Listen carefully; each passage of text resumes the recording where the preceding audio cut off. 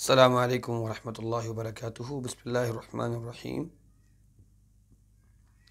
الحمد للہ رب العالمین والعاقبۃ للمتقین والصلاة والسلام علی سید الانبیاء والمرسلین سیدنا و امامنا و نبینا محمد وعلی آلہ و اصحابہ ومن والائہ اجمعین، اما بعد۔ رب زدنی علما رب زدنی علما رب زدنی علما رب شرح لی صدری ویسر لی امری واحلل عقدۃ من لسانی یفقہ قولی، آمین یا رب العالمین۔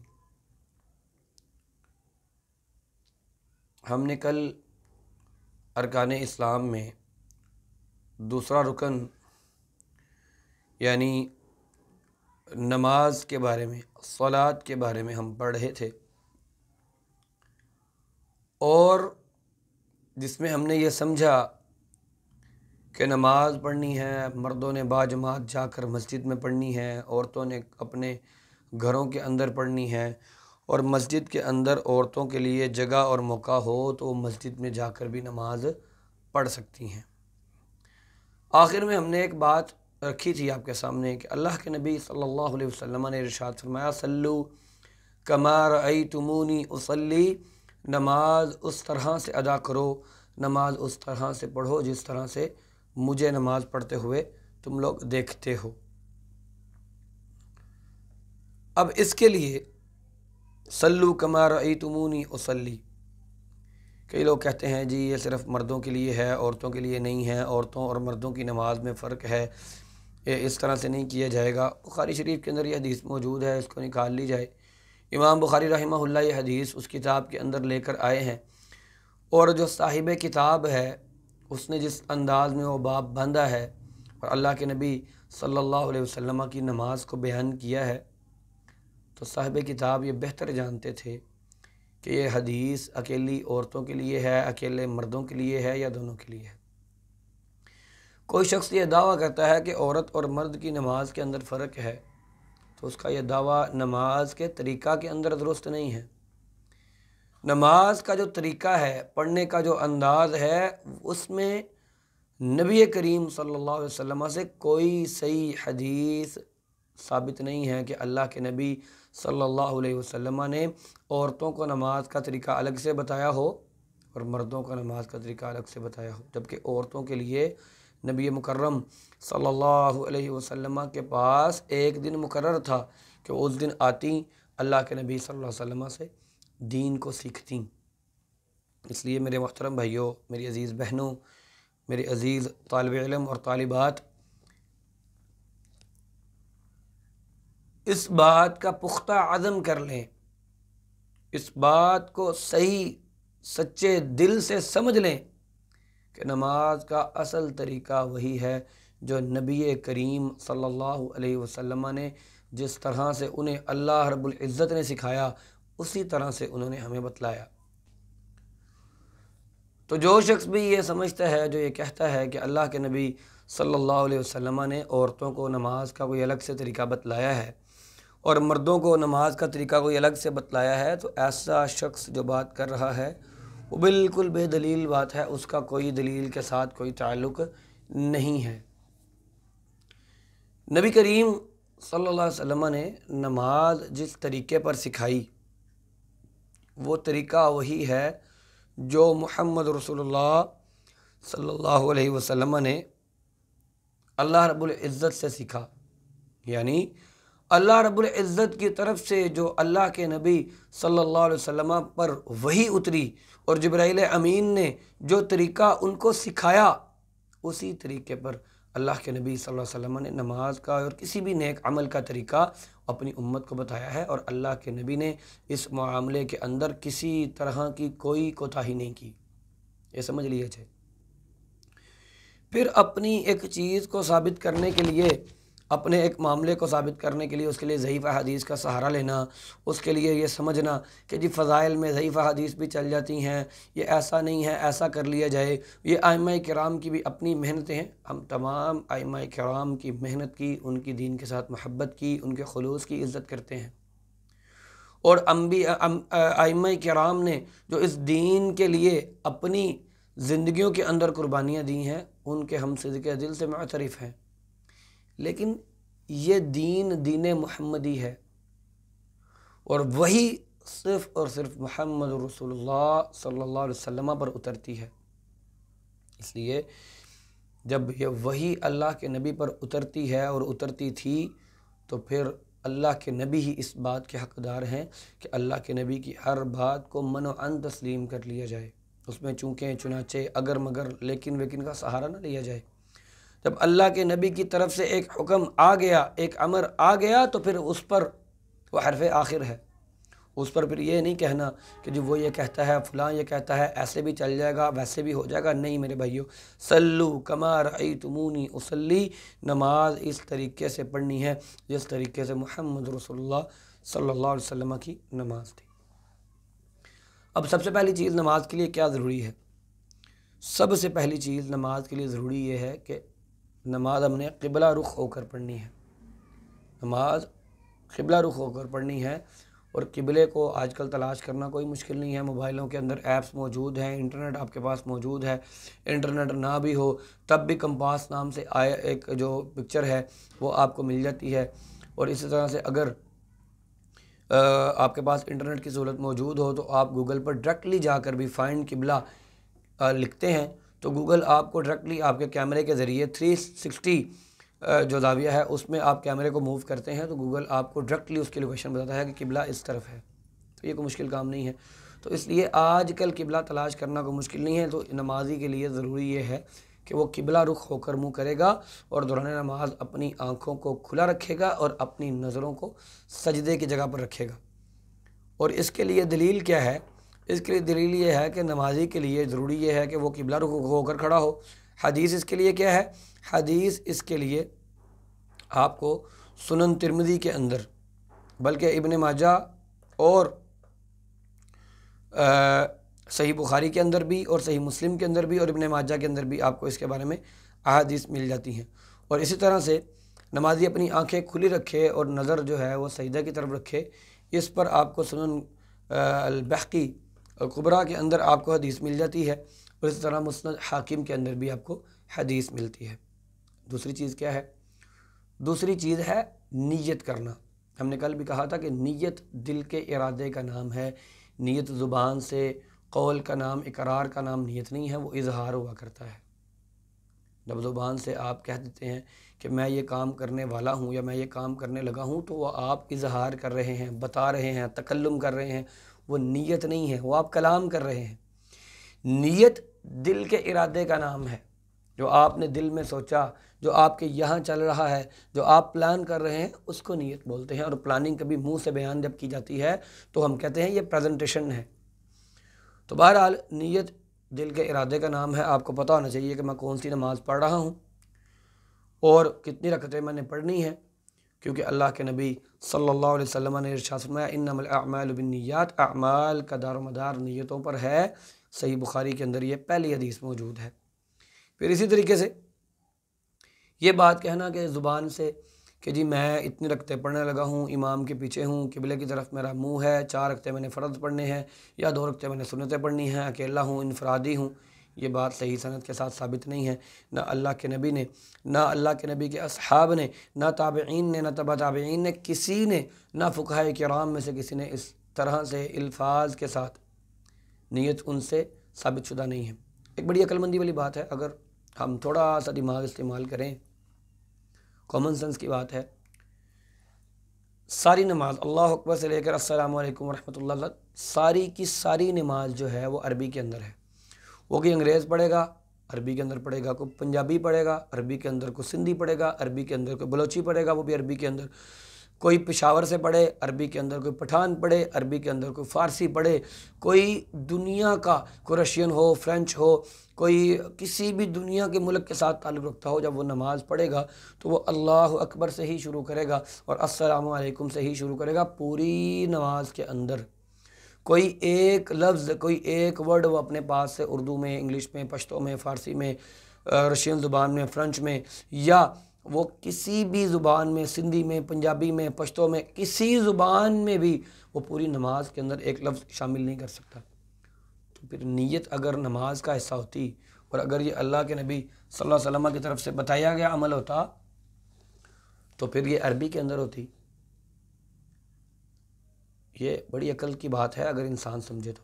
پوری نماز عربی میں ہے تو نیت کیوں اردو والا اردو میں کر رہا ہے، پشتو والا پشتو میں کر رہا ہے، فارسی والا فارسی میں کر رہا ہے؟ کیوں؟ اگر اللہ کے نبی نے بتائی ہوتی تو نیت بھی عربی میں ہوتی نا میرے بھائیو، جس طرح باقی نماز عربی کے اندر ہے۔ اسی طرح سے فتح القدیر کے اندر، شرح ہدایہ کے اندر یہ بات موجود ہے۔ فتح القدیر شرح ہدایہ، اس میں التلفظ بنیتی بدعۃ، نیت کو زبان سے ادا کرنا یہ بدعت ہے۔ نیت کو زبان سے ادا کرنا یہ نیت ہے۔ اب تیسری چیز کیا ہے؟ تکبیر تحریمہ۔ آپ نے نیت دل میں کر لی، اس کے بعد آپ نے اللہ اکبر کہتے ہوئے دونوں ہاتھ کندھوں تک اٹھانے ہیں، یا کان کی لو تک اٹھانے ہیں، یا کندھوں تک اٹھانے ہیں۔ اللہ اکبر، انگلیاں کھلی رکھیں گے، ہاتھوں کا رخ سامنے قبلہ کی طرف ہوگا، کوئی مڑے ہوئے ہاتھ نہیں، کوئی ایسے نہیں، کوئی ٹیڑھے نہیں، کوئی میڑے نہیں، انگلیاں سیدھی اللہ کے سامنے کھڑے ہونا ہے پورے خشوع اور خضوع کے ساتھ دونوں ہاتھوں سے اللہ اکبر۔ وہ آپ کان کی لو تک ہاتھوں کو لے جائیں یا کندھوں تک لے جائیں، دونوں طرح جائز ہے، اور ہاتھوں کی انگلیاں کھلی ہوئی ہوں، اور رخ جو ہے یہ ایک ہتھیلیوں کا یہ قبلہ کی جانب ہو۔ ایسے نہیں کرنا، ایسے نہیں کرنا، صرف ایسے۔ یہی چیز اللہ کے نبی سے ثابت ہے۔ اللہ اکبر کہتے ہوئے دونوں ہاتھوں کو سینے پر باندھنا ہے۔ چوتھا نمبر پر کیا ہمارا کام ہے؟ نبی کریم صلی اللہ علیہ وسلم جب تکبیر تحریمہ کہتے، تکبیر تحریمہ یعنی تکبیر تحریمہ وہ کام، وہ تکبیر جس کے بعد بہت ساری چیزیں حرام ہو جاتی ہیں، یعنی آپ نے نماز شروع کر لی، اب باقی آپ دنیاوی امور آپ کے لیے حرام ہے، تو اس لیے اس کو تکبیر تحریمہ بولتے ہیں۔ تو چوتھا کام تکبیر کے بعد کیا ہے؟ تکبیر تحریمہ کہنے کے بعد نبی کریم صلی اللہ علیہ وسلم اپنے دائیں ہاتھ کو بائیں ہاتھ کے اوپر اس طرح رکھتے کہ ہاتھ کا ایک جوڑ دوسرے پر ہوتا اور اس ہاتھوں کو سینے پر باندھتے، جیسے کہ صحیح ابن خزیمہ کے اندر ہے اور ابو داؤد کے اندر ہے، کان یضعھا علی صدر، کہ نبی کریم صلی اللہ علیہ وسلم اپنے ہاتھ مبارکہ کو سینہ اطہر پر باندھتے تھے۔ آپ نے ایسے اللہ اکبر کیا، کان کی لو تک، یہ کان کی لو ہے، ساتھ لگانا نہیں ہے، پکڑنا نہیں ہے، اس کے پاس لے جانا بھی نہیں ہے، یہ صرف کان کی لو تک آپ نے ہاتھ اٹھانے ہیں، اور اس کے بعد اللہ اکبر کہتے ہوئے آپ نے جوڑ کے ساتھ جوڑ ملا کر اس کو سینے کے ساتھ ایسے باندھ لینا ہے۔ اس کے لیے کوئی ضرورت نہیں ہے کہ آپ اس کو ایسے ہو کے کھڑے ہوں، کندھوں کو اچکا کر کھڑے ہوں، نہیں، صرف آپ نے ہاتھ ایسے کرنے ہیں اور ایسے سینے کے جوڑ کے ساتھ سینے کے اوپر رکھ کے آپ نے جوڑ کے اوپر جوڑ، جو گٹ ہے، جو یہ چیز ہے، اس کے ساتھ اس کے اوپر آپ نے رکھ کے اس کو ساتھ ملا لینا ہے۔ انشاءاللہ نماز کا بھی مکمل ڈیمو کر کے دکھایا جائے گا، دو رکعتیں پڑھ کے دکھائی جائیں گی، لیکن اس کے لیے تھوڑا وقت درکار ہے، اس کے لیے کچھ لوگ چاہیے اور کچھ کام چاہیے۔ پھر اس کے بعد آپ نے ہاتھ باندھ لیے، اب دعائے استفتاح کرنی ہے۔ استفتاح کا مطلب ہوتا ہے، عام لفظ استعمال کرتے ہیں، آج یہاں پر افتتاح ہے، آج یہ کھل رہا ہے، تو یہاں سے یہ دعائے استفتاح سے نماز اوپن ہو رہی ہے، نماز سٹارٹ ہو رہی ہے، نماز شروع ہو رہی ہے۔ سینے پر آپ نے ہاتھ باندھے، آپ نے کیا پڑھنا ہے؟ نبی کریم صلی اللہ علیہ وسلم کی دعائیں ہمارے سامنے ہونی چاہیے، ہمیں پتہ ہونا چاہیے۔ تو دعاؤں کے لیے آپ کو سب سے بہترین جو کتاب ہے وہ آپ دارالسلام کی چھپی ہوئی حصن المسلم لے ہیں، یا کسی بھی اچھے مکتبے کی اچھی چھپی ہو۔ دارالسلام کی میں اس لیے کہہ رہا ہوں کہ وہ بڑے سائز کی آتی ہے، اور اس میں بڑے بڑے الفاظ کے ساتھ بوڑھے بھی اس کو پڑھ سکتے ہیں، جوان بھی پڑھ سکتے ہیں، احادیث بتائی گئی ہیں، ساتھ ترجمہ بھی مکمل بتایا گیا ہے، ساتھ ساری دعائیں بھی بتائی گئی ہیں۔ تو اللہ کے نبی صلی اللہ علیہ وسلم جب نماز کو شروع کرتے تو کون سی دعا پڑھتے؟ اللہم باعد بینی و بین خطایا کما بعدت بین المشرق والمغرب، اللہم نقنی من الخطایا کما ینقی الثوب الابیض من الدنس، اللہم اغسل خطایا بالماء اللہم اغسل خطایا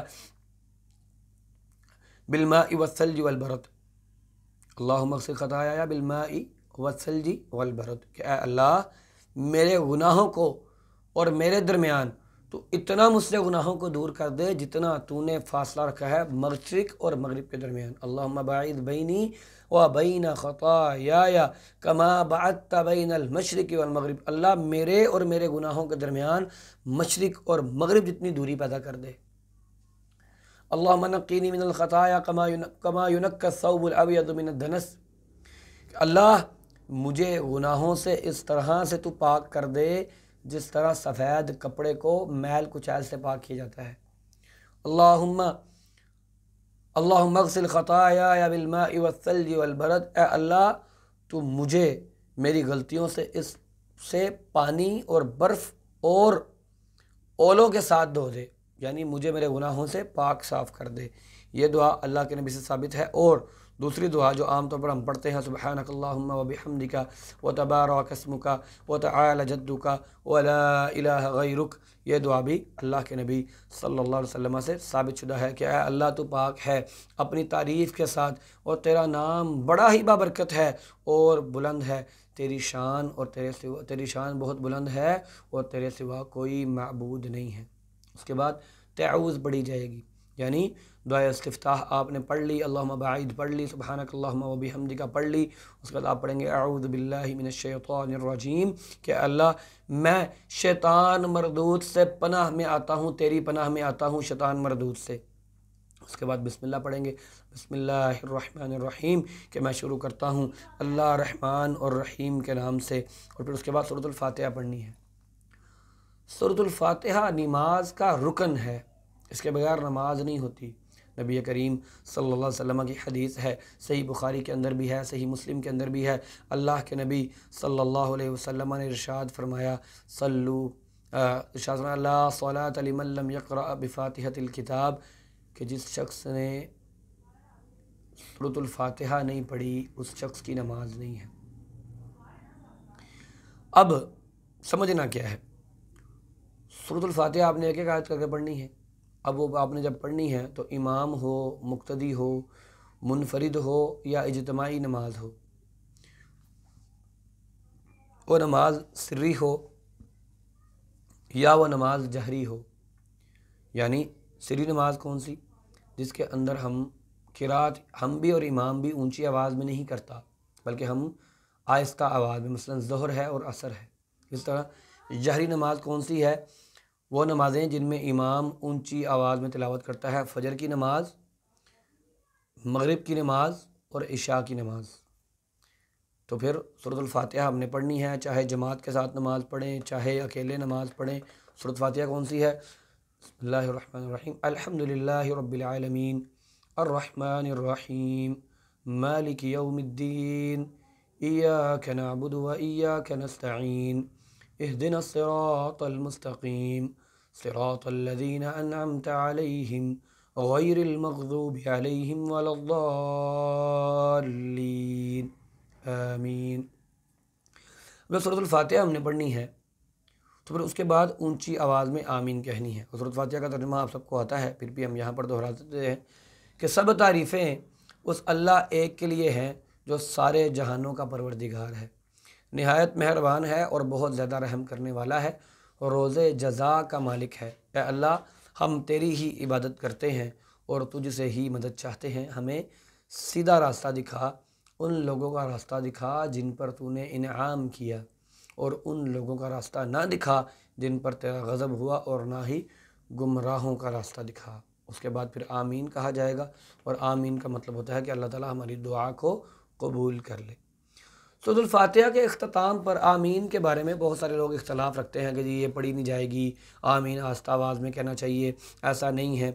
تو یہ سمجھنا چاہیے جن نمازوں کے اندر امام قرات کرتا ہے اس میں امام جب سورۃ الفاتحہ پڑھے گا تو اونچی آواز سے آمین کہنا اللہ کے نبی صلی اللہ علیہ وسلم سے اور صحابہ کرام سے ثابت ہے۔ اور ہم نے کیا سیکھنا ہے؟ صلو کما رأیتمونی اصلی، کہ نماز ہم نے اس طرح سے پڑھنی ہے جس طرح سے اللہ کے نبی نے پڑھی اور صحابہ کرام کو سکھائی۔ تو پھر فجر کی نماز کے اندر اور مغرب اور عشاء کی نماز کے اندر، اس طرح جمعہ اور عیدین کی نماز کے اندر یا جنازے کی نماز کے اندر آمین کہا جائے گا جب امام اونچی آواز سے سورۃ الفاتحہ کی قرات کرے گا۔ اس طرح ظہر اور عصر کی نمازیں ہیں، وہ امام نے بھی آہستہ آواز میں قرات کرنی ہوتی ہے، مقتدیوں نے بھی آہستہ آواز میں ہی قرات کرنی ہوتی ہے، تو اس لیے سورۃ فاتحہ تو پڑھی جائے گی لیکن اونچی آواز میں آمین نہیں کہا جائے گا۔ ظہر کی نماز ہو، فجر کی ہو، ظہر کی ہو، عصر کی ہو، مغرب کی ہو یا عشاء کی ہو، پانچوں نمازوں کے اندر ہر ایک نمازی کے لیے، وہ انفرادی نماز پڑھنے والا ہو، وہ باجماعت نماز پڑھنے والا ہو، وہ گھروں میں پڑھنے والی خواتین ہوں، وہ اکیلی پڑھیں یا لوگوں کے ساتھ مل کر پڑھیں، وہ گھر کے اندر جماعت سے پڑھیں یا مسجد میں جا کر جماعت کے ساتھ پڑھیں، وہ جمعے کی نماز پڑھیں، وہ عید کی نماز پڑھیں، تمام خواتینوں حضرات نے نماز کی ہر رکعت کے اندر سورۃ الفاتحہ پڑھنی ہے۔ اس بات کو اپنے اوپر پکا باندھ لیں۔ اللہ کے نبی نے کہا ہے لا صلاۃ لمن لم یقرأ بفاتحۃ الکتاب، اس شخص کی نماز نہیں ہونی، فرض ہے تب بھی نہیں، نفل ہے تب بھی نہیں، جمعے کی نماز ہے تب بھی نہیں، عید کی نماز ہے تب بھی نہیں، جنازے کی نماز ہے تب بھی نہیں ہوگی جب تک پڑھنے والا شخص جو ہے سورۃ الفاتحہ نہیں پڑھے گا، اللہ کے نبی نے کہا ہے۔ اسی طرح سے سیدنا وائل بن حجر رضی اللہ تعالیٰ فرماتے ہیں کہ نبی کریم صلی اللہ علیہ وسلم نے غیر المغضوب علیہم ولا الضالین پڑھا، پھر بلند آواز میں آمین کہی، اور یہ آپ کو حدیث سنن ابو داؤد کے اندر اور سنن ترمذی کے اندر مل جائے گی۔ اسی طرح سے عطا بن رباح رضی اللہ تعالیٰ عنہ فرماتے ہیں کہ میں نے 200 صحابہ کرام کو دیکھا بیت اللہ میں جب امام ولا الضالین کہتا تھا تو سب کے سب آمین کہتے تھے۔ سنن بہقی کے اندر عطا بن رباح کا یہ قول موجود ہے۔ اس طرح سے سورۃ الفاتحہ پڑھ لی۔ اب نمازی اگر اکیلا ہے، ظہر اور عصر کی نمازوں میں امام کے پیچھے ہو یا امام ہو یا اسے کچھ بھی ہو، اکیلا نماز پڑھنے والا ہو یا امام کے پیچھے نماز پڑھنے والا ہو، وہ خود امام ہو یا خود مقتدی ہو، دونوں صورتوں میں پہلی 2 رکعتوں میں سورۃ الفاتحہ کے بعد کوئی صورت دوسری بھی پڑھنی چاہیے، یعنی بسم اللہ الرحمن الرحیم پڑھا، سورۃ الفاتحہ پڑھ لی، بسم اللہ الرحمن الرحیم پڑھا، اس کے بعد ایک صورت ملا لی، مثلا آپ کو سورۃ ناس آتی ہے، سورۃ فلق آتی ہے، سورۃ اخلاص آتی ہے، کوئی بھی صورت جو آپ پڑھنا چاہتے ہیں وہ آپ بسم اللہ الرحمن الرحیم پڑھیں، اس کے بعد وہ صورت پڑھیں۔ اور اگر جہری نماز ہے تو پھر جہری نماز ہو تو مقتدی امام کے پیچھے صرف سورۃ الفاتحہ کی قرات اس کے ساتھ ساتھ کر لے، اس کے پیچھے پیچھے کر لے۔ کئی ائمہ کرام سورۃ الفاتحہ پڑھنے کے بعد، حرمین میں بھی ایسا ہی ہے کہ سورۃ الفاتحہ کو پڑھنے کے بعد مقتدی حضرات جو ہیں وہ، امام حضرات جو ہیں وہ تھوڑی دیر کے لیے خاموشی اختیار کر لیتے ہیں تاکہ مقتدی آسانی کے ساتھ سورۃ الفاتحہ پڑھ لیں، اور یہ بہترین طریقہ ہے۔ اب مقتدی جب امام کے پیچھے ہوگا تو پھر سورۃ الفاتحہ 4 رکعتوں کے اندر پڑھے گا، فجر کی ہے تو 2 رکعتوں کے اندر، ظہر کی ہے تو 4 کے اندر، عصر کی ہے تو 4 کے اندر، مغرب کی ہے تو 3 کے اندر، عشاء کی ہے تو 3 کے اندر۔ امام کے پیچھے ہے تو ہر صورت وہ سورۃ الفاتحہ پڑھے گا اور باقی خاموشی اختیار کرے گا۔ اگر اکیلا نماز پڑھ رہا ہے تو پھر جو پہلی 2 رکعتیں ہیں ہر نماز کی، فجر کی ہے، ظہر کی ہے، عصر کی ہے، مغرب کی ہے، عشاء کی ہے، پہلی 2 رکعتوں کے اندر سورۃ الفاتحہ اور اس کے ساتھ ایک صورت کو ملایا جائے گا، اور اگر پہلی 2 رکعتوں کے اندر یہ ملا لیا تو پھر آخری 2 رکعتوں کے اندر یا آخری 1 رکعت کے اندر صرف سورۃ فاتحہ بھی پڑھ سکتا ہے، ساتھ کوئی صورت ملانا چاہے تو ملا سکتا ہے، اس کو اس کا اجر ملے گا۔ اسی طرح سے آپ نے سورۃ الفاتحہ پڑھ لی، سورۃ الفاتحہ پڑھی، سورۃ الفاتحہ کے بعد کوئی صورت ملانی تھی ملا لی، اب آپ کی قیام مکمل ہو گیا ہے، اب آپ رکوع جانا چاہتے ہیں تو آپ اللہ اکبر کہتے ہوئے ہاتھ آپ یہاں سے کھولیں گے، اللہ اکبر کہتے ہوئے ہاتھ کھول کے رکوع میں چلے جائیں گے، دونوں ہاتھ کندھوں کے برابر کریں گے، ہتھیلیاں سامنے کی طرف ہوں گی، انگلیاں کانوں کی لو کے برابر یا کندھوں تک ہوں گی، اور آپ رکوع میں چلے جائیں گے۔ رکوع میں دونوں ہاتھ جو ہیں وہ گھٹنوں پر اس طرح رکھنے ہیں کہ جیسے گھٹنوں کو پکڑا ہوا ہے، اور اپنے بازوؤں کو اپنے ان پہلوؤں سے، اپنی بغلوں سے دور رکھنا ہے، بازو کھولنے بھی نہیں ہیں، ساتھ جوڑ کے بھی نہیں رکھنے۔ جب آپ اچھے طریقے سے رکوع کرتے ہیں تو آپ کے بازو خود بخود جو ہیں اپنے پہلو سے دور ہو جاتے ہیں، ساتھ چپکانا نہیں ہے، عورت ہوگی مرد ہوگا، ساتھ بازو چپکانے نہیں ہیں، کمر بالکل سیدھی رکھنی ہے، اسٹریٹ رکھنی ہے، سر اور کمر کو ایک لائن کے اندر رکھنا ہے، اور اس طرح رکھنا ہے کمر کو سیدھا کہ اگر آپ کے اوپر پانی ڈال دیا جائے تو وہ کمر پر ٹھہر جائے۔ اس طرح سر کو کمر کے برابر رکھنا ہے، نہ تو زیادہ جھکانا ہے اور نہ ہی زیادہ اوپر رکھنا ہے، اور نظر جو ہے وہ اپنی سجدے کی جگہ پر رکھنی ہے۔ رکوع کے اندر کیا پڑھنا ہے؟ اطمینان کے ساتھ آپ رکوع میں چلے گئے، کمر کو سیدھا کر لیا، سر کو سیدھا کر لیا، تو 3 بار کم سے کم آپ تسبیحات کو پڑھ سکتے ہیں۔ ایک تسبیح تو وہ ہے جو ہم عمومی طور پر پڑھتے ہیں، سبحان ربی العظیم، کیا میرا رب میرا رب بڑی عظمت والا رب ہے، بڑا پاک میرا رب ہے۔ اور اسی طرح سے ہمیں ایک اور دعا نبی کریم صلی اللہ علیہ وسلم سے صحیح بخاری اور صحیح مسلم کے اندر ہی ملتی ہے، سبحانک اللہم ربنا و بحمدک اللہم اغفر لی، اے اللہ تو پاک ہے ہمارے پروردگار اور ہم تیری حمد بیان کرتے ہیں۔ 3 بار یہ دعا پڑھیں، زیادہ سے زیادہ جتنی بار پڑھنا چاہیں، رکوع لمبا سجدہ لمبا کر سکتے ہیں۔ پھر رکوع سے اٹھنا ہے، رکوع سے اٹھتے وقت آپ نے دوبارہ سے دونوں ہاتھ کندھوں کے برابر اس طرح اٹھانے ہیں، سمیع اللہ لمن حمدہ ربنا لک الحمد حمدا کثیرا طیبا مبارکا فیہ۔ جب رکوع کو ہم اٹھتے ہیں تو اس رکوع سے اٹھ جاتے ہیں تو اس کا کیا مطلب ہوتا ہے؟ اس حالت کو ہم کہتے ہیں قوما کی حالت، کھڑے ہونے کی حالت۔ تو رکوع کے بعد بالکل سیدھے کھڑے ہوں گے، فوراً سجدے کے اندر نہیں جھکیں گے، کمر کو بالکل سیدھا کریں گے اور کیا دعا کریں گے؟ ربنا لک الحمد ربنا ولک الحمد حمدا کثیرا طیبا مبارکا فیہ، کہ اے ہمارے رب تیرے لیے ہی سب تعریفیں ہیں اور بہت زیادہ ہیں اور پاکیزہ کلمات جن میں تو نے برکت ڈالی ہے۔ اس طرح سے اگر مقتدی ہو، امام کے پیچھے ہو، تو امام سمیع اللہ لمن حمدہ کہتا ہے، ہمارے ہاں عمومی طور پر ایسا نہیں ہوتا، ہم صرف ربنا ولک الحمد ہی کہتے ہیں۔ مقتدی کو بھی چاہیے کہ وہ سمیع اللہ لمن حمدہ ہی کہے اور اس کے بعد ربنا ولک الحمد حمدا کثیرا طیبا مبارکا فیہ اس طرح سے کہے۔ اس طرح اگر اکیلا ہے تو اس کے لیے ضروری ہے کہ سمیع اللہ لمن حمدہ کیا کر ہی رکوع سے اٹھے۔ پھر رکوع کر لیا، دعائیں پڑھ لیں، اس کے بعد قوما کے بعد جو ہے وہ آپ اللہ اکبر کہہ کر سجدہ کریں گے، زمین کی طرف جھکیں گے، پہلے زمین پر ہاتھ رکھیں گے، اطمینان سے بیٹھتے ہوئے زمین پر ہاتھ آگے جھکائیں گے اور پھر گھٹنوں کو زمین کی طرف لگائیں گے۔ اور یہی چیز اللہ کے نبی صلی اللہ علیہ وسلم سے ثابت ہے، ابن خزیمہ اور دارقطنی کے اندر یہ حدیث موجود ہے۔ ہاتھوں کی انگلیاں جو ہوں گی وہ اس طرح سے ساتھ ملی ہوئی ہوں گی، بازو جو ہیں وہ ان چیزیں جو ہیں بغلوں سے دور ہوں گے، اپنی پہلوؤں سے دور ہوں گے، پیٹ جو ہوگا وہ رانوں سے سائڈ پر ہوگا، رانوں سے اوپر ہوگا۔ سجدہ ایسے مل کر ایسے نہیں کیا جائے گا، سجدہ کو ایسے کھلا کیا جائے گا۔ پاؤں کی دونوں ایڑیاں ملی ہوئی ہوں گی اور انگلیوں کا رخ جو ہے، ہاتھوں کی انگلیوں کا رخ بھی قبلے کی طرف ہوگا۔ ہاتھ ایسے ایسے ایسے ٹیڑھے میڑھے رکھنے کی ضرورت نہیں ہے، ہاتھ بالکل سیدھے ہونے چاہیے اور پیروں کی انگلیاں پیر ساتھ ملے ہوئے ہوں اور انگلیاں جو ہیں وہ قبلہ کی طرف ہوں اور اطمینان کے ساتھ سجدہ کیا جائے۔ صحیح بخاری، صحیح مسلم اور ابو داؤد کے اندر سجدے کا یہ طریقہ بتایا گیا ہے۔ سجدے کے اندر کی دعائیں، ایک دعا تو وہی ہے سبحان ربی الاعلیٰ جو ہم عمومی طور پر پڑھتے ہیں، اور دوسری دعا کون سی ہے جو رکوع میں پڑھی تھی؟ سبحانک اللہم ربنا و بحمدک اللہم اغفر لی۔ یہ وہ تسبیحات ہیں، کم سے کم 3 بار اور زیادہ سے زیادہ جتنی بار پڑھنی ہو پڑھ سکتے ہیں۔ پھر سجدے میں گئے تو سجدے میں جانے کے لیے رفع الیدین کرنا، ہاتھوں کو یہاں تک اٹھانا، یہ ثابت شدہ نہیں ہے۔ ہم نے رکوع سے اٹھ کر اللہ اکبر سمیع اللہ لمن حمدہ کہا تو پھر یہاں پر کہنا ہے، پھر ہاتھ چھوڑ دینے ہیں، اس کے بعد دعائیں پڑھنی ہیں، پھر سجدے میں اللہ اکبر کہہ کر چلے جانا ہے، پھر ہاتھ دوبارہ یہاں پر لانے کی ضرورت نہیں ہے۔ سجدہ ایک کر لیا، سجدے سے اٹھ گئے، اللہ اکبر کہتے ہوئے اٹھیں گے، اپنے بازو جو ہیں وہ اپنے بائیں طرف کا جو پیر ہے اس کو آپ پھیلا کر پاؤں کے اوپر بیٹھ جائیں گے، دائیں والے پاؤں کو کھڑا کر لیں گے، انگلیوں کا رخ جو ہے وہ قبلہ کی طرف کر لیں گے اور اپنے دونوں ہاتھ جو ہیں وہ اپنی رانوں پر رکھ لیں گے۔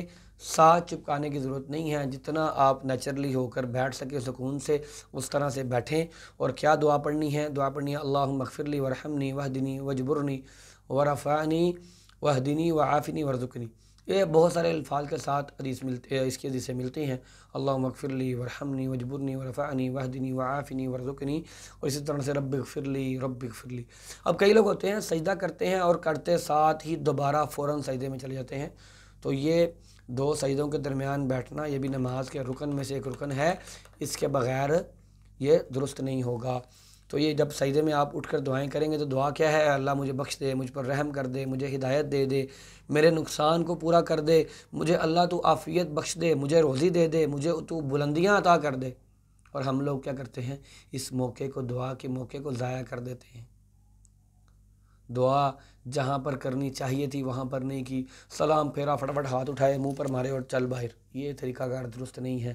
نماز اطمینان کے ساتھ پڑھنی چاہیے، نماز اطمینان کے ساتھ پڑھنی چاہیے، اور سجدہ جو ہے وہ اللہ تعالیٰ نے 7 ہڈیوں پر کرنے کا حکم دیا ہے، 7 ہڈیوں پر، 2 ہاتھ، 2 گھٹنے، 2 پاؤں، 6 ہڈیاں اور 1 ہڈی مشترکہ طور پر ماتھا اور یہ ناک۔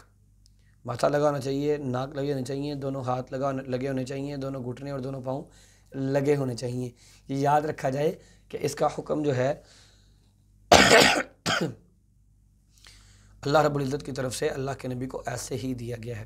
ایک سجدہ پورا ہو گیا، اللہ اکبر کہتے ہوئے دوسرا سجدہ کریں گے جس طرح سے پہلے کیا تھا۔ اب تو دوسرے سجدے کے بعد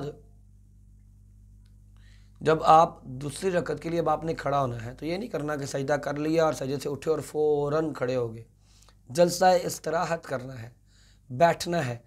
تو سجدے کے بعد دوسرا سجدہ آپ نے کیا، دوسری رکعت کے لیے کھڑا ہونے سے پہلے تھوڑی دیر سیدھا ہو کر بیٹھیں کہ کمر بالکل سیدھی ہو جائے۔ اس کو جلسہ استراحت کہتے ہیں۔ سیدھے بیٹھ کر دونوں ہاتھ پر وزن دے کر اس طرح سے اٹھیں کہ پہلے گھٹنے زمین سے اٹھیں اور پھر ہاتھ زمین سے اٹھائے جائیں۔ تو یہ ایسے مٹھیاں بنا کر آپ زمین پر رکھیں اور اپنے آپ کو اٹھائیں، یہ اس طرح سے پڑھا جائے گا۔ پھر آپ کی دوسری رکعت شروع ہو جائے گی۔ دوسری رکعت کے لیے کھڑے ہو کر سینے پر ہاتھ باندھ لیں۔ دوبارہ سے رفع الیدین کرنے کی دوسری رکعت کے اندر ضرورت نہیں ہے۔ آپ نے سجدے سے اٹھنا ہے، دوسرے اللہ اکبر کہتے ہوئے کھڑے ہونا ہے اور ہاتھ جو ہیں وہ دوبارہ باندھ لینے ہیں۔ جب دو رکعتیں مکمل ہو جائیں گی، باقی رکعت تو اسی طرح مکمل ہوگی کہ آپ نے پہلے سورۃ الفاتحہ پڑھنی ہے۔ سورۃ الفاتحہ آپ نے پڑھ لی، اس کے بعد آپ نے رکوع کرنا ہے۔ رکوع کے آپ نے یعنی سورۃ فاتحہ کے بعد ایک سورت ملانی ہے، پھر رکوع کرنا ہے۔ رکوع سے آپ نے کھڑے ہونا ہے، دعائیں پڑھنی ہیں، پھر آپ نے سجدے میں جانا ہے، وہاں پر دعائیں پڑھنی ہیں، اٹھنا ہے، پھر دعائیں مانگنی ہیں، پھر سجدے میں جانا ہے، وہاں دعائیں مانگنی ہیں اور اللہ اکبر کہتے ہوئے بیٹھنا ہے۔ پھر وہاں سے کھڑے ہو کر آرام سے آپ نے ہاتھ دوبارہ باندھ لینے ہیں۔ جب دو رکعتیں مکمل ہو جائیں تو پھر آپ نے کیا کرنا ہے؟ پھر آپ نے تشہد بیٹھنا ہے۔ 4 رکعتوں کی نماز ہے تو یہ درمیانی تشہد ہوگا۔ 2 رکعتوں کی نماز ہے جیسے فجر کی سنتیں ہیں یا عام نوافل ہیں جو 2 کر کے ہم پڑھتے ہیں، اسی طرح سے فجر کے فرض ہیں اگر تو 2 رکعتوں والی نماز ہے پھر یہ آپ کی آخری تشہد ہوگی، اور اگر 3 یا 4 رکعتوں والی نماز ہے تو یہ درمیانہ تشہد ہوگا۔ 2 رکعتوں سے جو اوپر کی نماز ہوگی اس میں دوسری رکعت کے بعد تشہد کرنا یہ واجب ہے، سوائے وطروں کی نماز کے۔ وطروں کی نماز کے اندر 2 رکعتیں پڑھ کر یا تو آپ تشہد بیٹھ کر سلام پھیر کر 1 رکعت پڑھیں گے، یا آپ جو ہیں وہ دوبارہ سے آپ 2 رکعتیں پڑھیں گے، پڑھ کے آپ کھڑے ہوں گے، آپ تشہد نہیں بیٹھیں گے۔ 3 رکعتیں پڑھ کے ایک ہی بار تشہد بیٹھیں گے۔ 2 رکعتوں کے بعد تشہد کرنا کسی بھی صحیح حدیث سے ثابت نہیں ہے۔ دوسری رکعت کے بعد آپ دوسرے سجدے سے اٹھ کر دائیں پاؤں کھڑا کرتے ہیں، بائیں پاؤں کو بٹھا کر اس کے اوپر بیٹھ جاتے ہیں اور پھر دایاں ہاتھ گھٹنے پر اس طرح سے رکھیں کہ شہادت کی انگلی جو ہے وہ اوپر اٹھی ہوئی ہو، باقی انگلیاں بند ہوں، اور بائیں ہاتھ آپ گھٹنے پر اس طرح رکھیں کہ دائیں ہاتھ کی کھلی ہوئی جو انگلیاں ہیں وہ ایسے گھٹنے کے اوپر ہوں۔ وہ آپ نے اس کے گھٹنے کے اوپر ایسے ایزیلی رکھ لینی ہے، نہ گھٹنے کو پکڑنا ہے، نہ دبانا ہے، نہ زیادہ وزن ڈالنا ہے، اور آپ نے برابر ہو کے بیٹھنا ہے۔ اوپر نیچے دائیں بائیں جھکاؤ نہیں ہونا چاہیے، اور آپ نے پڑھنا کیا ہے؟ التحیات للہ والصلوات والطیبات السلام علیک ایھا النبی ورحمۃ اللہ وبرکاتہ السلام علینا وعلی عباد اللہ الصالحین اشہد ان لا الہ الا اللہ واشہد ان محمدا عبدہ ورسولہ، کہ میری تمام تر جو قولی بدنی مالی عبادات ہیں وہ صرف اور صرف اللہ کے لیے ہیں، اور اللہ کے نبی صلی اللہ علیہ وسلم پر اللہ کی طرف سے سلامتی ہو، رحمتیں ہوں، برکتیں ہوں، ہم پر اور ہمارے جو ساتھی ہیں جو اللہ کے دوسرے نیک بندوں پر ان پر بھی سلامتی ہو، اور میں گواہی دیتا ہوں کہ اللہ کے سوا کوئی معبود برحق نہیں ہے، اور بے شک محمد رسول اللہ صلی اللہ علیہ وسلم اللہ کے بندے ہیں اور اللہ کے رسول ہیں۔ اب جب التحیات کے اندر ہم یہ کہتے ہیں السلام علیک ایھا النبی ورحمۃ اللہ وبرکاتہ، تو یہاں پر اکثر لوگ کہتے ہیں کہ دیکھیں جی آپ یہاں پر بھی تو السلام علیکہ کہہ رہے ہیں، اور اللہ کے بندو یہ بات خود اللہ کے نبی نے اس طرح پڑھنے کے لیے بتائی ہے، اس کو کیسے تبدیل کیا جا سکتا ہے؟ تشہد میں جو ہم نے ایسے انگلی رکھی ہوگی اس کو ایسے مسلسل رکھنا یا ایسے مسلسل حرکت دیتے رہنا دونوں طرح سے ثابت ہے۔ صرف اشہد اللہ الہ الا اللہ پر ایسے اٹھا کر نیچے کر لینا یہ ثابت نہیں ہے، یا تو ایسے رکھی جائے یا ایسے مستقل اس کو ہلایا جائے۔ درمیانے تشہد کے اندر اگر ایک شخص جو ہے وہ التحیات کے بعد درود بھی پڑھ لیتا ہے تو کوئی حرج والی بات نہیں ہے، جائز بھی ہے، ثابت بھی ہے، اور ایسا کرنے سے سجدہ سہو واجب بالکل بھی نہیں ہوتا۔ جو شخص یہ کہتا ہے کہ سجدہ سہو واپس ہوتا ہے واجب ہوتا ہے اس کو چاہیے اس کی دلیل دے۔ پھر آپ 2 رکعتوں کی نماز نہیں تھی، نماز 1 سے زیادہ رکعتوں کی تھی، تو آپ 2 سے زیادہ رکعتوں کی، تو آپ نے یعنی مغرب کی نماز ہے یا ظہر کی ہے یا عصر کی ہے یا عشاء کی ہے، تو آپ نے کھڑے ہونا ہے درمیانی تشہد کے بعد تیسری رکعت کے اندر، تو آپ اللہ اکبر کہتے ہوئے تیسری رکعت کے اندر اٹھیں گے اور رفع الیدین کریں گے۔ یعنی قیام کے اندر آپ نے پہلی رکعت کے اندر رفع الیدین کرنا ہے، دوسری میں نہیں کرنا اور تیسری میں کرنا ہے اٹھتے ہوئے قیام کے اندر۔ رفع الیدین کریں گے، اپنے ہاتھوں کو کندھوں کے برابر تک یا کان کی لو تک اٹھائیں گے اور پھر اپنے سینے پر ہاتھ باندھ لیں گے، سورۃ الفاتحہ پڑھیں گے اور پھر رکوع کریں گے، پھر سجدے کریں گے۔ اس طرح تیسری کے اندر بھی کریں گے اور چوتھی کے اندر بھی کریں گے۔ اکیلی اگر تیسری اور چوتھی رکعت کے اندر صرف سورۃ الفاتحہ پڑھ لی جائے تو یہ بھی کفایت کرے گی، اور اگر سورۃ الفاتحہ کے ساتھ کوئی سورت انسان ملانا چاہے تو منع نہیں ہے، پڑھی جا سکتی ہے۔ جتنا انسان قرآن پڑھے گا اس کو اتنا ہی اس کا اجر ملے گا۔ پھر آخری تشہد آپ نے بیٹھنا ہے۔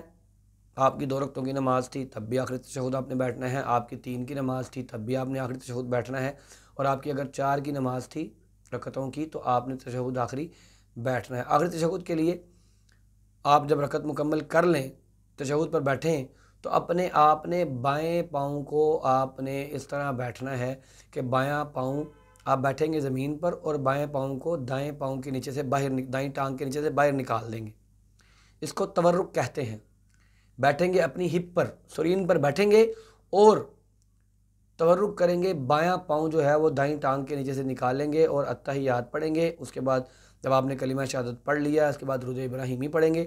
درود ابراہیمی کون سا ہے؟ اللہم صلی علی محمد وعلی آل محمد کما صلیت علی ابراہیم وعلی آل ابراہیم انک حمید مجید، اللہم بارک علی محمد وعلی آل محمد کما بارکت علی ابراہیم وعلی آل ابراہیم انک حمید مجید۔ بہت سارے درود انہی الفاظ کے ساتھ ہمیں حدیث کی کتابوں میں سے ملتے ہیں۔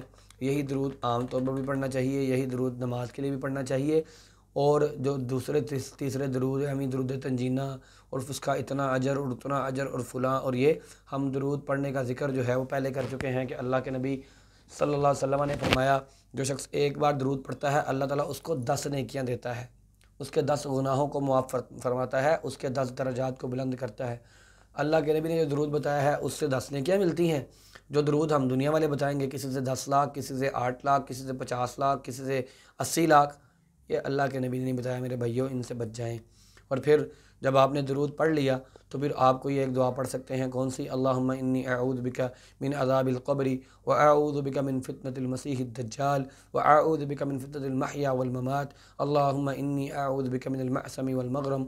اسی طرح سے اس کا ترجمہ ہے کہ اے اللہ میں تیری پناہ میں آتا ہوں عذاب قبر سے، میں تیری پناہ میں آتا ہوں مسیح دجال کے فتنے سے، میں تیری پناہ میں آتا ہوں موت اور حیات کے فتنے سے، اور اے اللہ میں تیری پناہ میں آتا ہوں قرض سے اور گناہ سے میں تیری پناہ مانگتا ہوں۔ اس طرح ایک اور دعا ہے، اللہم انی ظلمت نفسی ظلما کثیرا ولا یغفر الذنوب الا انت فاغفر لی مغفرۃ من عندک وارحمنی انک انت الغفور الرحیم، کہ اے اللہ بے شک میں نے اپنی جان پر بہت ظلم کیا ہے، تیرے سوا مجھے کوئی گناہوں سے بخشنے والا نہیں ہے، تو اپنی جناب سے مجھے بخش دے اور مجھ پر رحم فرما، بے شک تو بہت ہی بخشش کرنے والا مہربان ہے۔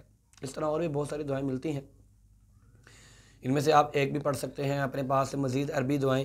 ایک بات یاد رکھیے گا، نماز کے اندر رکوع اور سجود کے اندر ہم نے قرآنی آیات والی دعائیں نہیں پڑھنی، جو دعائیں اللہ کے نبی سے منقول ہیں وہی پڑھنی ہے۔ آپ حصن المسلم کتاب خریدیں یا نیٹ سے اس کو ڈاؤن لوڈ کریں، یا پلے اسٹور سے آپ کو اس کا ایک پروگرام بھی مل جائے گا، وہاں سے اس کو ڈاؤن لوڈ کر کے رکھیں۔ میں گروپ میں انشاءاللہ پلے گروپ کا لنک بھی شیئر کر دوں گا، اس لیکچر کے ساتھ کتاب بھی شیئر کر دوں گا۔ آپ نے اس کتاب سے دعائیں یاد کرنی ہیں۔ سجدے کے اندر کی دعائیں اللہ کے نبی سے منقول ہیں بہت ساری، رکوع کے اندر دعائیں بہت ساری منقول ہیں، رکوع سے اٹھ کر دعائیں منقول ہیں، سجدوں کے درمیان دعائیں منقول ہیں، تشہد کے اندر دعائیں منقول ہیں۔ ان دعاؤں کے علاوہ آپ بہت ساری دعائیں اور پڑھ سکتے ہیں جو قرآن کے اندر نہ ہوں، ان کو سجدے اور رکوع کے اندر بھی پڑھ سکتے ہیں۔ سجدے اور رکوع کے اندر قرآنی آیات والی دعائیں نہیں پڑھیں گے، اللہ کے نبی نے اس سے منع فرمایا ہے۔ اسی طرح سے جب ہماری دعائیں مکمل ہو جائیں تو پھر ہم نے سلام پھیرنا ہے، پہلے دائیں طرف چہرہ گھمائیں گے السلام علیکم ورحمۃ اللہ، پھر بائیں طرف چہرہ گھمائیں گے السلام علیکم ورحمۃ اللہ، اور نماز سے فارغ ہوتے ہی اونچی آواز سے کہیں گے اللہ اکبر، پھر 3 بار پڑھیں گے استغفراللہ استغفراللہ استغفراللہ۔ انشاءاللہ نماز کے بعد کے جو اذکار ہیں وہ ہم اس سبق کے اندر ہم رکھیں گے کہ لازمی طور پر ہم وہ اذکار آپ اس کو یاد بھی کریں اور ہم اس کا آپ سے زبانی سنیں گے بھی۔ اللہ رب العزت ہمیں اور آپ کو صحیح معنوں کے اندر اس نماز کی طرف ہمارے دلوں کو مائل کر دے، ہمیں وہ نماز سیکھنے کی توفیق عطا فرمائے جس کے بارے میں خود اللہ کے نبی نے کہا ہے صلو کما رأیتمونی اصلی، اور ہمارے دلوں کو اس بات پر مطمئن کر دے کہ میں نے وہ نماز پڑھنی ہے، پکے کر دے، چٹان بنا دے کہ میں نے وہ نماز پڑھنی ہے جو نماز نبی کریم صلی اللہ علیہ وسلم کی نماز ہے۔ میں نے دائیں بائیں کہیں نہیں دیکھنا کون نماز کس طرح سکھا رہا ہے، میں نے نماز محمدی سیکھنی ہے، نہ نماز حنفی، نہ نماز شافعی، نہ نماز مالکی، نہ نماز حنبلی، یا اے ٹو زیڈ کسی کا بھی نام ہو، نہ وہ بات میری ہے نہ کسی اور کی ہے، بات صرف محمد رسول اللہ صلی اللہ علیہ وسلم کی ہے کہ دین ان پر اترا ہے، شریعت ان پر نازل ہوئی ہے، اور یہ ہم اپنے پاس سے اپنی جو ہے وہ اپنی طرف سے نہ تو اس کے اندر کوئی کمی کر سکتے ہیں نہ کوئی کوتاہی کر سکتے ہیں۔ اللہ رب العزت سے دعا ہے کہ اللہ تعالیٰ ہمیں صحیح معنوں کے اندر حق اور سچ کو سمجھ کر اس پر عمل کرنے کی توفیق عطا فرمائے۔ اللہ تعالیٰ ہمارے معاملات جو دینی ہیں جو دنیاوی ہیں اللہ تعالیٰ ان کو آسان کر دے۔ جن جن بھائیوں نے، جن جن بہنوں نے، جن جن طالبات نے، جن جن طالب علموں نے دعا کے لیے کہا ہے اور اپنی پریشانیاں ڈسکس کی ہیں، اللہ تعالیٰ ان کو صحت، تندرستی، عافیت عطا فرمائے اور ان کی تکلیفوں کو دور فرمائے۔ جن کے گھروں میں اولاد نہیں ہے اللہ تعالیٰ ان کو نرینہ اولاد سے نوازے، جن کی اولاد ہے اپنی اولاد کے حوالے سے وہ پریشان ہیں اللہ تعالیٰ ان کو نیک اور صالح بنا دے، ان کو اپنے دین کے رستے پر لگا دے۔ اور جو بھائی اور جو بہنیں ہماری جن کی شادیاں اللہ رب العزت کی طرف سے ابھی جن میں تاخیر ہے اللہ تعالیٰ ان کے لیے ان کے معاملات میں درستی فرما دے، اور اللہ تعالیٰ ان کو جو ہے وہ ان معاملات کے اندر اللہ تعالیٰ ان کو نیک اور صالح زوج عطا فرمائے اور ان کے نیک اور بہترین جوڑے بنا دے۔ اللہ تعالیٰ سے دعا ہے کہ اللہ تعالیٰ رب العزت ہماری دعاؤں کو قبول فرمائے، ہماری غلطیوں سے درگزر فرمائے اور ہمیں اپنی جنتوں کا مہمان بنائے۔ وآخر دعوانا ان الحمد للہ رب العالمین۔ اور میری اور جو ہمارے ٹیم ممبران ہیں ان کو اپنی دعاؤں کے اندر یاد رکھا کریں۔ اللہ تعالیٰ ہمیں سب کو عافیت دے، اللہ تعالیٰ ہماری بخشش فرمائے، اللہ تعالیٰ ہمارے اعمال کے اندر بہتریاں کر دے۔ جو ہم میں سے بیمار ہیں اللہ تعالیٰ ان کو شفائے کاملہ عاجلہ عطا فرمائے، اور جو ایسے ہیں جو کسی بھی طرح کی تکلیف اور پریشانی کے اندر ہیں اللہ تعالیٰ ان کی تکلیفوں کو، ان کی پریشانیوں کو دور کر دے، اور اللہ رب العزت ہمیں اپنی جنت کے اندر اسی طرح سے اکٹھا کر دے جس طرح سے اللہ رب العزت نے ہمیں اس دنیا کے اندر اکٹھا کیا ہے۔ سبحان ربک رب العزت عما یصفون وسلام علی المرسلین والحمد للہ رب العالمین۔